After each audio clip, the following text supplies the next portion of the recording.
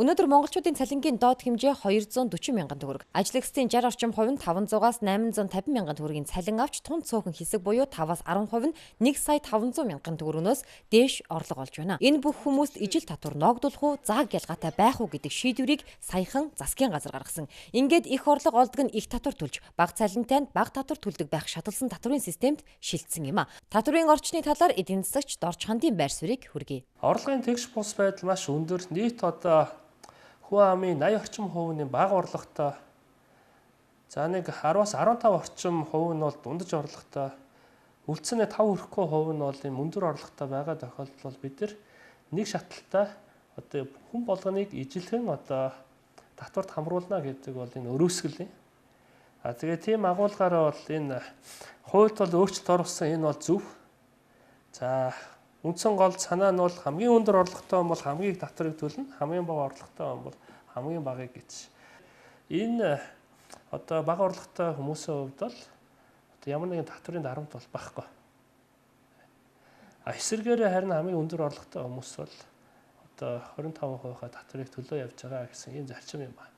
Засгийн газрын зүгээс Солонгос валютын сантай яриад прюсний татварыг бол буцаагаад одоо нойлчих шиг байна. Энэ бол их сайн үзүүлэлт. Уулаасаа цаад их үсэн нь бол тийм өндөр биш юм байна. Татварын энэ өөрчлөлт иргэдийн амьдралд дарамт үзүүлж байна уу гэдэг дээр бас байр суурийг нь хүргье. Прюсний татварыг буцаа бууруулна гэсэн гэсэн. Одоо тэгээд бууруулсан зөв байлгүй дээ гэж л бодож байна. Амжиргааны 40-оос доогуур энэ улсад бол нэг их тэр асуудал бол хүндрэл учрахааргүй. Өөрөөр хэлбэл сая 500-аас дээш цалинтай юм уу? Орлого өндөртэй улсуудаас татварыг төвлөрүүлж улс эх орны эдийн засгийг бас дээшлүүлэх энэ арга хэмжээ бол бас зүйтэй арга хэмжээ л гэж би гэж бодож байгаа. Өндөр орлоготой одоо албан газар хүмүүст татвар бол нэмэгдэж байгаа. Хэдэн 100 саяар нь хадгаламж эзэмшигчдэд бол татвар ногдуулах нь зөв гэж боддог. Тэгтээ тэргүй хадгаламжийн хүү гэдэг чинь тэр өөрөхөд өөрөө орж ирж байгаа орлого учраас. Төр бол баялаг бүтээгч биш юм байгаа яа. Тэр төрийн зарцуулаад байгаа тэр мөнгийг чинь бизнесийнхэн гаргаж ирдэг. Мэдээж татварын бол энэ удаагийн татвар бол мэдээж биднэрт бол дарамт болж ирнэ. Би өөрөө бизнес хийдэг хүн.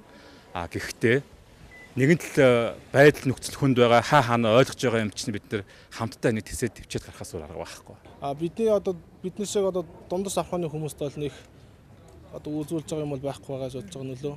Монголын эдийн засаг хүссэн хүсээгүй уул уурхаагаас гараад болчихсон. Энэ нь орлогын тэгш бус байдлыг бий болгодгоо. Нийгэмд цөөн хэсэг нь хэд баяжиж бусд нь авдаг цалингаа аваад явж байгаа энэ үед татварыг шаталсан хэлбэрээр тогтоож өндөр орлоготой нь ихийг төлдөг энэ зарчим төсөвт орлого цуглуулах зөв систем гэж үзэж байгаа юм а.